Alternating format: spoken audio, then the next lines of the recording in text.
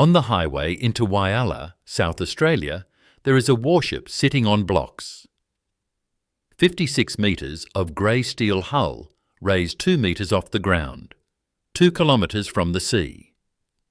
She is HMAS Whyalla, and she is the first ship this town ever built, launched into Spencer Gulf on the 12th of May, 1941.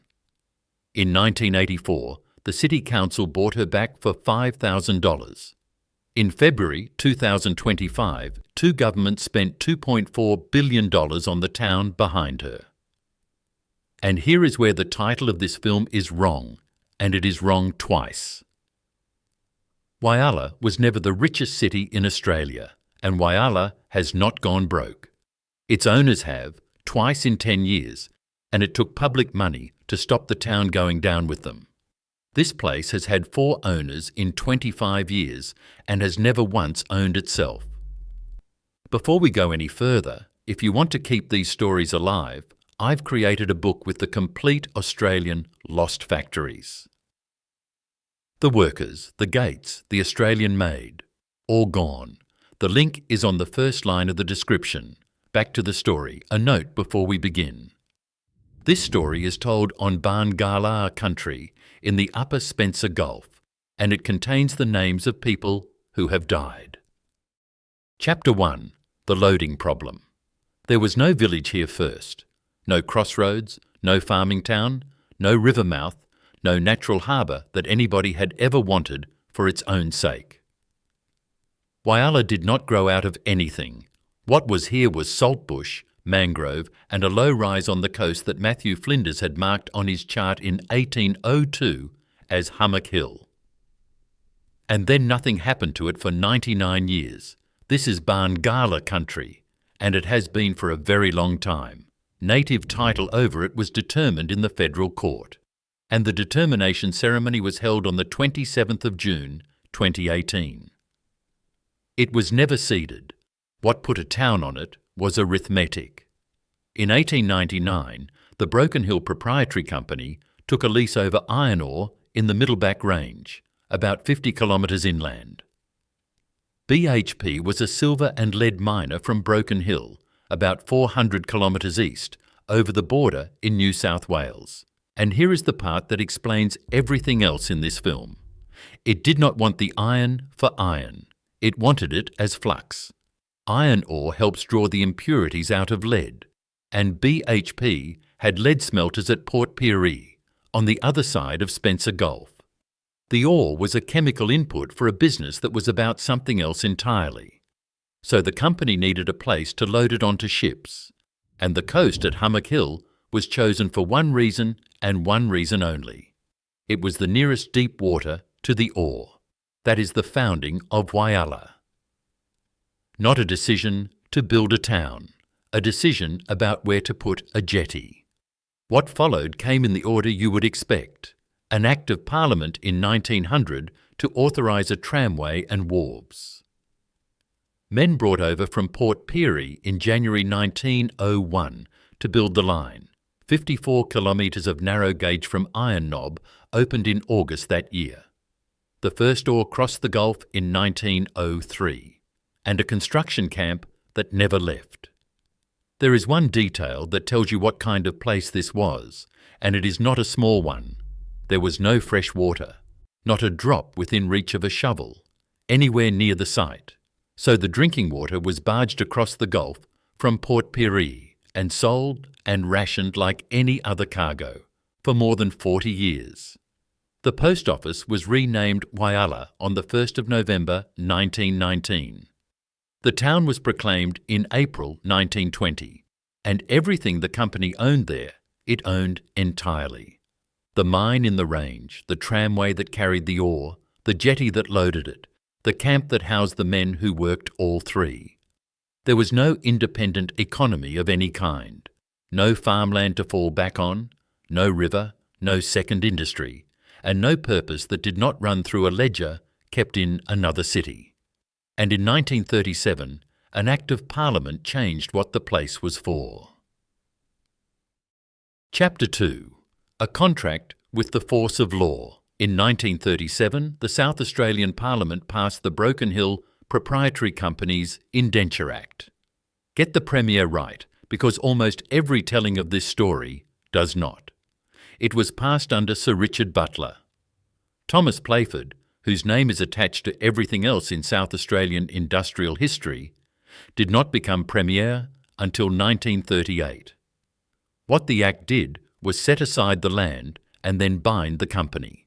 BHP undertook to build a blast furnace and a deep water harbour on the shore. It had until then used only to load stone. In return, the state undertook to bring water. Understand what that is, because it is not a grant or an incentive or a tax break. It is an agreement with the force of legislation, running 50 years, in which a government and a company each promised the other something in writing, and each could be held to it. The state would build a pipeline, the company would build a furnace, and the ledger reversed. Instead of carrying the ore away to be smelted somewhere else, BHP undertook to smelt it where it came ashore. There is a part of that 1937 framework that matters enormously in 2025, and it is worth setting down now. The indenture ties three things together: the mine, the works and the port.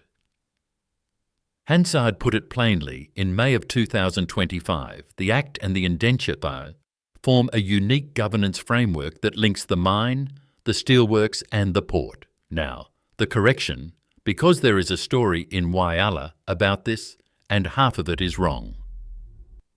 You will be told locally that the old Playford deal expires in 2028, and that under it you cannot have a steelworks without also holding a port and a mine. The second half is essentially right. The 2028 date is not. Nothing expires in 2028. The environmental authorisation lapsed around November 2025. The mineral leases in the Middleback Range run to July 2029. And it is worth saying why a legend like that exists at all. Everybody in Whyalla knows the town is legally tied to something. Almost nobody outside a courtroom has ever been told exactly what. And notice what the state was actually buying with that pipeline. Not jobs and not a town. It was buying the processing of its own ore inside its own borders. South Australia had watched its iron leave by ship for more than 30 years to be smelted somewhere else, and the 1937 Act was the instrument that stopped it. And the man who made the company build it had spent 1934 in Japan. Chapter 3. Essington Lewis. Essington Lewis was born at Burra in the mid-north of South Australia on the 13th of January 1881.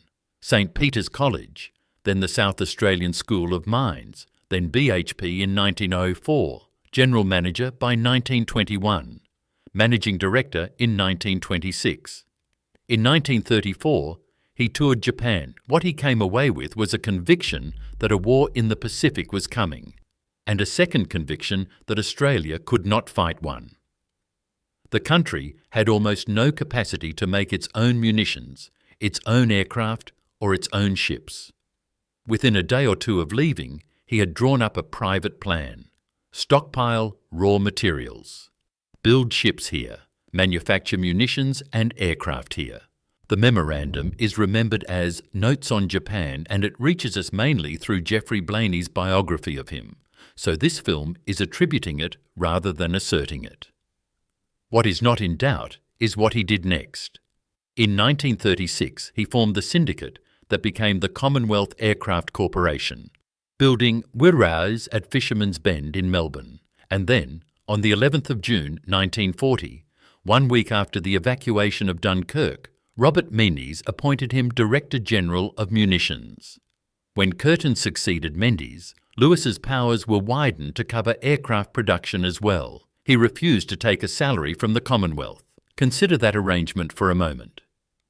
For most of the Second World War, the most powerful civilian in Australia was the managing director of a private mining company, running the nation's munitions production and not being paid for it. And it was Lewis who persuaded the BHP board to put the furnace at Whyalla. Now, A note about how this film is going to end his story, because there is a version of this beat that gets used a great deal. The industrial titan who builds the impossible thing and then destroys himself is a real pattern. It is not this man. Essington Lewis died on the 2nd of October 1961 after a fall from a horse. He was 80 years old. The sources disagree about where. Some say Tallarook in Victoria, some say Tungkillo in South Australia. This film is not going to pick one. There is a further point about Lewis that explains why Whyalla exists in the shape it does. He was not primarily building a town or even a business. He was building redundancy into a country that had none. Everything he pushed for through the 1930s, the aircraft plant, the munitions capacity, the furnace on a remote gulf a very long way from any likely enemy, was the same argument made in different materials. And in July 1940, they laid a keel on a shore that had never built anything bigger than a jetty. Chapter 4. Yard number 8. The Commonwealth needed hulls faster than the established yards could produce them, and it asked BHP to build a shipyard at Whyalla. Understand the ground they were asked to do it on: flat saltbush. 5 slipways laid on a coast where nothing larger than a jetty had ever been constructed, in a town that was still drinking barged water. The yard was established in 1940. The first keel was laid on the 24th of July that year. In the yard's own books, she was hull number 8, and she was named for the town.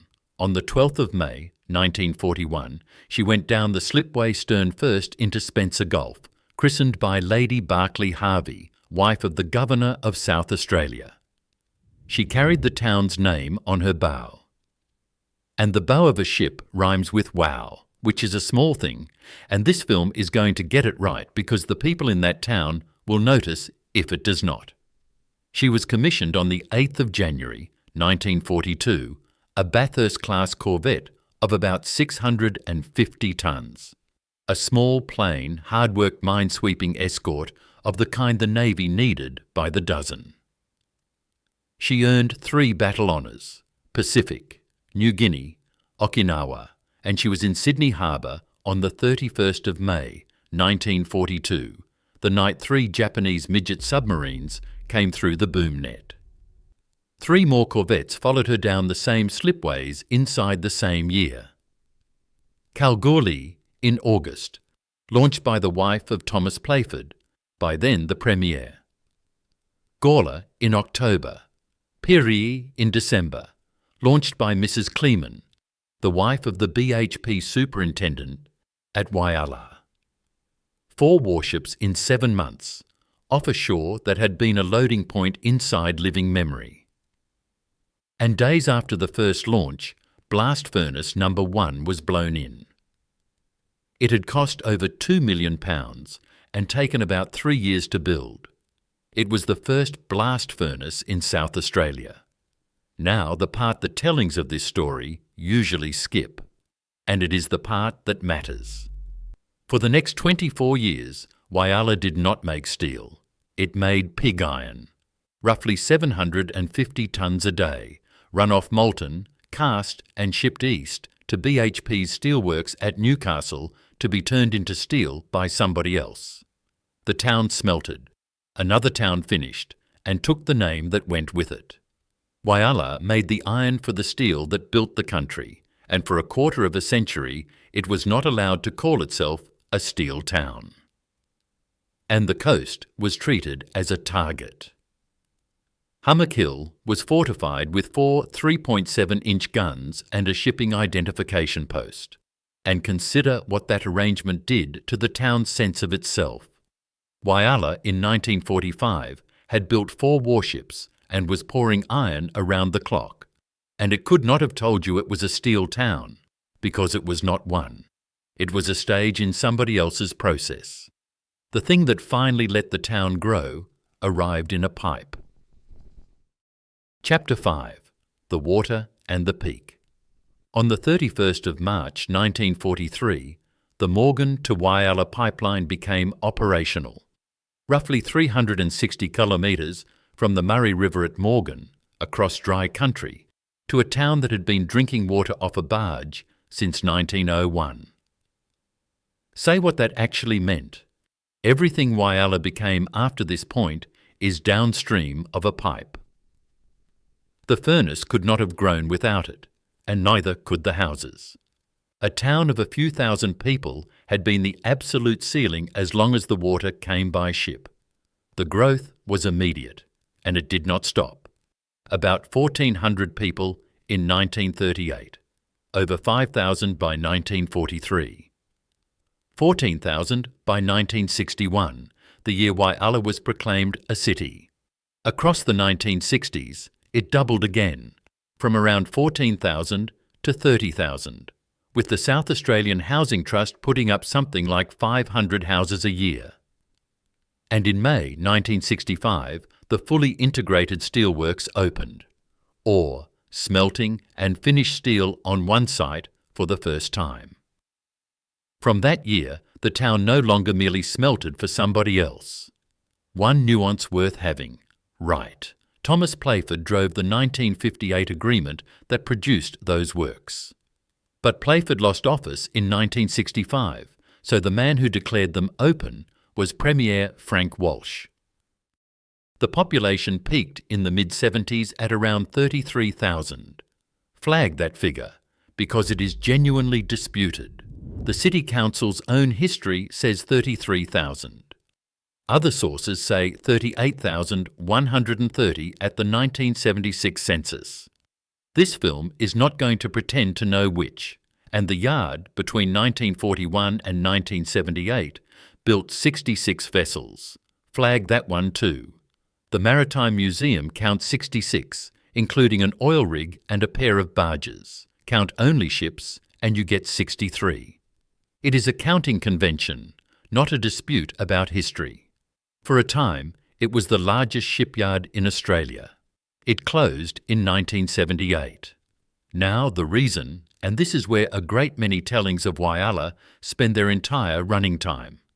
Through the 1960s and 70s, the shipyards of Japan had refined the building of large hulls into something a yard on the upper Spencer Gulf could not match on price. The world shipbuilding slump after the 1973 oil shock finished it. All of that is true. It is also true of every shipbuilding town in the Western world, and it explains nothing whatever that is particular to this one. The local argument is more interesting and more honest. You will be told the unions killed it. You will be told the bosses did. The documented answer is cost and scale. 2 ships built here in the mid-70s ran a year late and $8 million over. And it was later acknowledged they could have been built for half the price overseas. Industrial disputation was real, and it was secondary. And the closure did not empty the town, which is the thing people get wrong about 1978. The steelworks stayed, and the works had always been the larger employer. What went was the second leg. Whyalla had been a shipbuilding city as well as a steel city, in fact as much as in name, and from that year it had only steel to say it with, and the yard left something behind that nobody has ever counted. Chapter 6. What it cost. The Whyalla shipyard operated from 1941 to 1978, and in those 37 years about 20,000 people worked in it. Think about what shipbuilding was in those decades. Laggers packing asbestos around pipes and boilers by hand. Men spraying it onto bulkheads inside sealed steel compartments. Fitters, welders and electricians working all day in the dust of other men's work, in spaces with no ventilation to speak of, and more again at the steelworks across the road. Now here is where this film stops. Underneath every video anybody makes about this town, somebody writes that plenty of men died of it. They are not wrong, and they are not exaggerating. But there has never been a published Whyalla-specific death toll, not from a government, not from a company, not from a court, and this film is not going to invent one. What is documented is this. Law firms have acted for a large number of former Whyalla shipyard and steelworks employees in claims for mesothelioma, asbestos-related lung cancer, asbestosis, and pleural disease. The exposure is not in dispute by anybody. One case will do, because it says everything. In 2012, a man who had worked in the Whyalla yard in the 1960s sued BHP over mesothelioma. The company contested it all the way to the High Court, which refused special leave to appeal. He died in 2013, before his family received anything. The works existed to make steel. The men who made it were replaceable and were replaced. The investors were not. $5,000 is what the council eventually paid for a warship. Nobody has ever put a number on this, not one. And there is a reason the number does not exist, which is worth saying plainly. Mesothelioma takes decades to appear. A man who breathed that dust as an apprentice in 1955 might not fall ill until the 1990s, by which time he had moved to Adelaide or Perth or back to Italy, and the death certificate said nothing about a shipyard. Nobody was ever going to count them, because by the time they died, they were no longer Whyallas. And in 2000, the company that had built all of it decided that it did not want any of it. Chapter 7. 4. Owners. Start with the ship, because she did it first. HMAS Whyalla was paid off in 1946. She was sold to the Victorian Public Works Department and renamed the RIP, and for nearly 40 years she worked as a lighthouse tender in Port Phillip Bay, under somebody else's name, doing somebody else's job. The steelworks was about to do exactly the same thing. On the 23rd of October 2000, BHP spun its Australian steel business into a separate company called One Steel. Whyalla went with it. The works, the Middleback mines, the harbour, the whole integrated concern. Understand what that transaction is. The town had been built by BHP, named in BHP's era, and run as a BHP possession for 100 years. And it was handed to a company that had existed for a matter of weeks and had inherited Whyalla rather than chosen it. On the 2nd of July 2012, One Steel renamed itself Arium, same works, same ore, same furnace, new letterhead, and this is the quiet mechanism of the whole story, so it is worth stating plainly before the numbers get large. A town wholly dependent on one plant is at the mercy of whoever owns the plant. The furnace cannot be moved. The capital behind it can and did, and each transfer left the works carrying a little more debt than the time before. By early 2016, the debt had stopped being manageable. Arium owed something around $2.8 billion, and some reports put its total liabilities above $4 billion. It went looking for a rescue, and for a moment it found one. GSO Capital Partners, the credit arm of the American house Blackstone, offered a recapitalisation of about $927 million. The offer required the existing lenders to accept less than they were owed. On the 1st of April 2016, they refused it. The 4 Australian majors refused. The overseas banks refused. The American note holders refused. On the 7th of April, Arium went into voluntary administration, and a Melbourne insolvency firm called Corda Mentha took the keys. The cost of keeping the plant alive was charged, as it usually is, to the people least able to refuse it. The workforce accepted a 10% cut to their pay to make the business saleable. Now, answer the question that runs under every video about this place. People ask why Corda Mentha was appointed a second time in 2025, having sold the works to Gupta in 2017. The honest answer is that Corda Mentha did not appoint anybody. The creditors voted to accept the sale, and the administrators ran the process. They also knew this particular asset better than anyone alive. That is not a scandal, and this film is not going to pretend it is one. For the first time in 75 years, The question at Whyalla was not how much steel the town would make. It was whether it would make any at all. And the man who bought it arrived with $1 billion of promises. Chapter 8. The Saviour. Sanjeev Gupta was born in Ludhiana in the Punjab. In 1971. Indian-born, British, educated at Trinity College, Cambridge, where he founded a commodities trading company called Liberty House in 1992 while he was still an undergraduate. By 2017, he ran a sprawling family concern called GFG Alliance, holding steel plants across Britain, France, Belgium, the Czech Republic, Romania and the United States. The sale of the Whyalla assets completed on the 31st of August 2017 for a reported $700 million. He outbid a Korean consortium backed by the steelmaker POSCO. He was welcomed as the saviour of Whyalla, and for a while the language justified the welcome. He moved his family to Australia. There was a march in the street to thank him. What he promised was larger than anything the town had been offered in 2 generations. About $1 billion of investment. Steel output lifted from around 1.2 million tonnes a year to 1.5 million. An electric arc furnace ordered from Daniele in Italy to replace the coal-fired blast furnace. Green steel made with electricity and hydrogen and a solar, battery and pumped hydro complex worth around $700 million through his energy business. A dying single-industry town on the edge of the desert was recast, in the space of a few press conferences, as the birthplace of clean steel.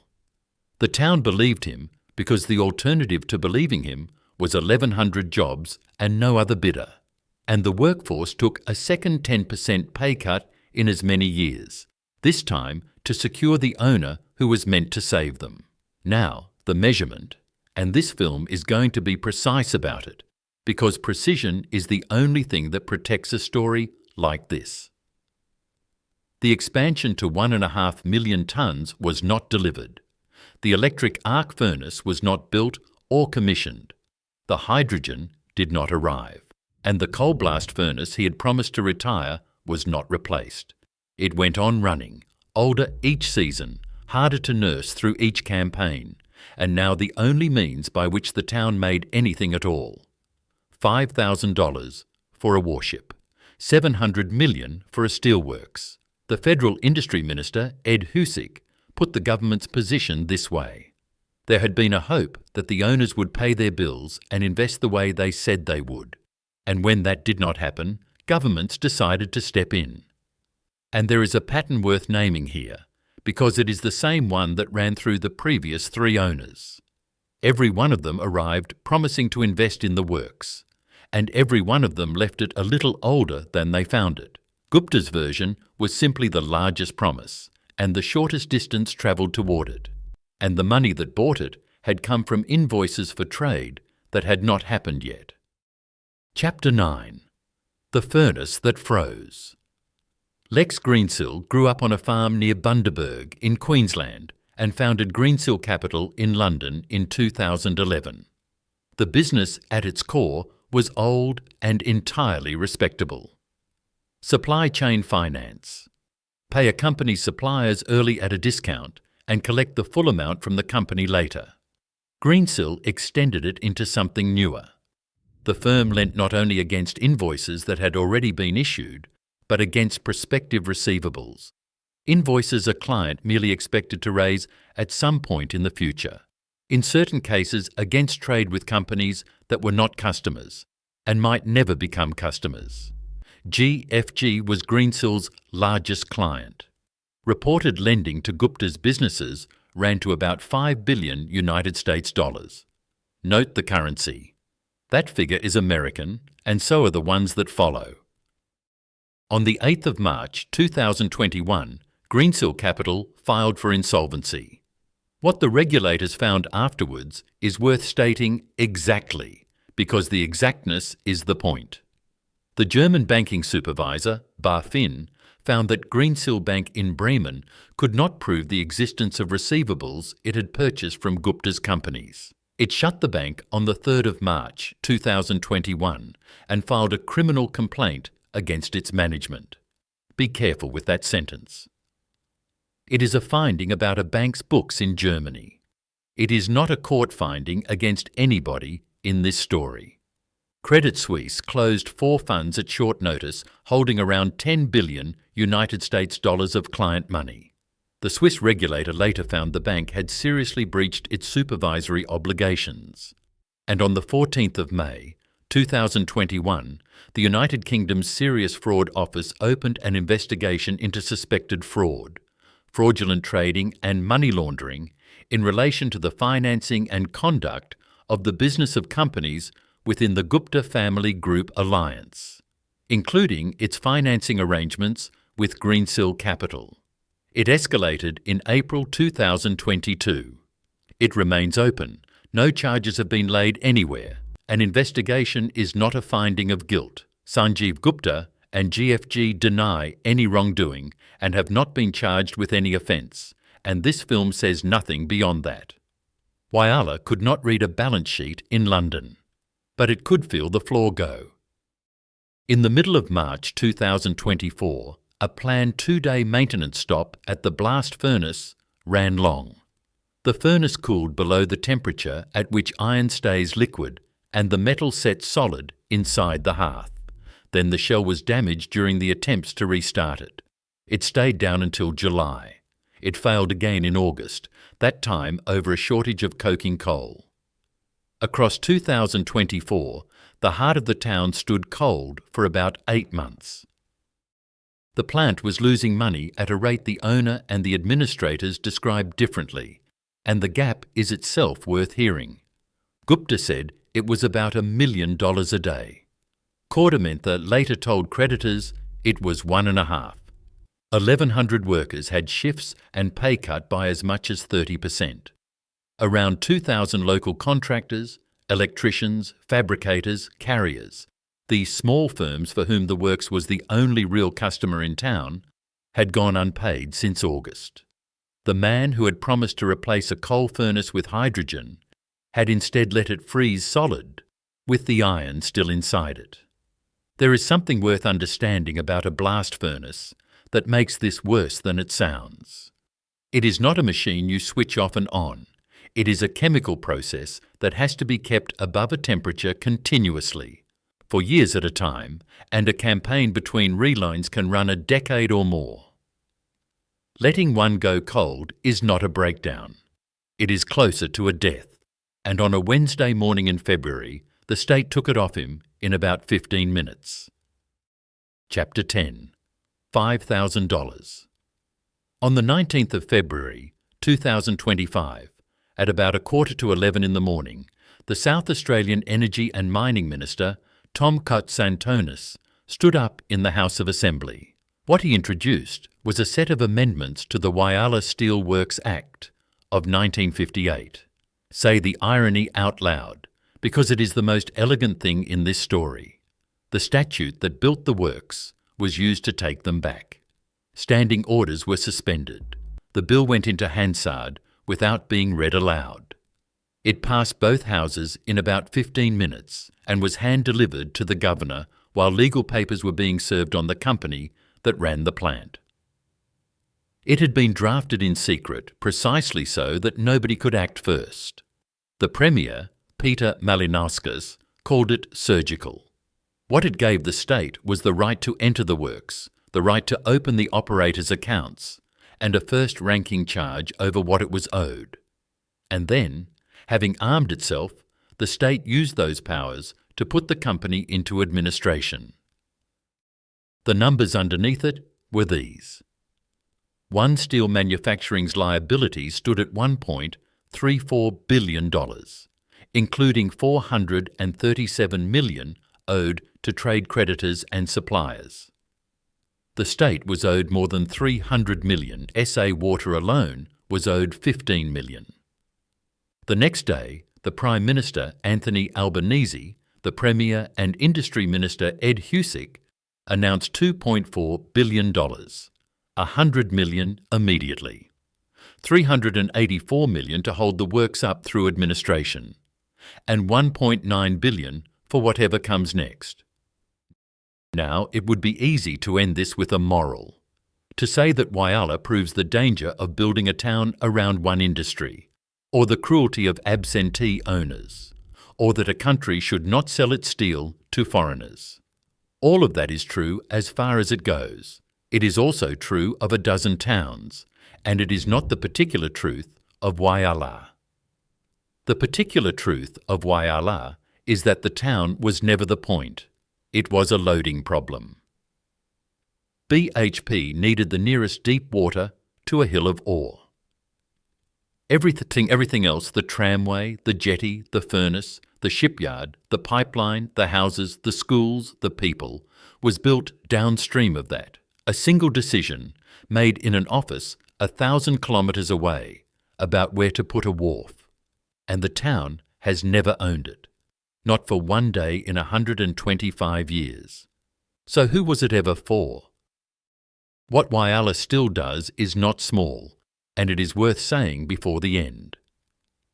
It is the only place in Australia that makes rail.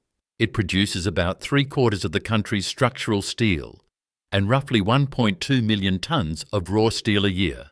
That is around 15% of what Australia uses. But it is the only domestic source of the long products that hold up this country's buildings and its bridges. A country that let Whyalla fail would be a country that had to import its rail. And the magnetite in the Middleback Range is the right feedstock for green iron. Rod Sims, who used to run the competition regulator, has called Whyalla perhaps the best place in the world to make it. The hydrogen plant was cancelled in 2025, its funding folded into the rescue. The cleanest of all the promises died to pay for the failure of the rest. The comments underneath every film about this town say the same thing, and they are worth listening to. We're not broken yet. Noel Goldsworthy started with BHP on the 25th of September 1968. He is still there. By his own count, that is 57.5 years, the longest service in the history of the works, and there is a road on the site named after him. Eddie Hughes came to Whyalla from the north of England as a child. He started at the works as a young man and spent two decades on the City Council. And he was sitting on the floor of the House of Assembly on the 19th of February 2025 when they took the steelworks back. So look at what is actually left. The 5 slipways are gravel and saltbush. The shipyard is a museum. BHP is gone. One Steel is a name on old letterhead. Arium is a name on a court file. GFG is under investigation in 2 countries. And 2 kilometres from the water, on blocks beside the highway, sits HMAS Whyalla. Bought back for $5,000 in 1984, sailed home 2,400 kilometres under her own steam by 11 volunteers, and in the autumn of 1987 dragged 2 kilometres inland up her own disused slipway and set down on the flat. $5,000 for the ship. $2.4 billion for the town. She has now outlasted BHP, One Steel, Arium, GFG and every promise ever made about this place. She does not symbolise any of it. She measures it. Her bow points at a shipyard that is not there. It has not moved since 1987, and neither has the question. She is still pointing at nothing.